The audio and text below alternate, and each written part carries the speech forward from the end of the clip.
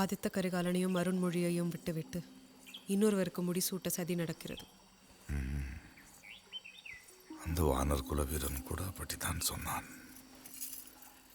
யார் சதி செய்கிறார்கள், யாருக்கு பட்டம் கட்ட நினைக்கிறார்கள்? உங்கள் மூத்த தந்தையின் மகன் மதுராந்தகருக்கு பட்டம் கட்ட வேண்டுமாம். பழுவேட்டரையர் தலைமையில் சிற்றரசர்கள் எல்லாம் கடம்பூர் மாளிகையில் ஒன்றாக கூடி முடிவு செய்திருக்கிறார்கள். என்னால் நம்பவே முடியவில்லை.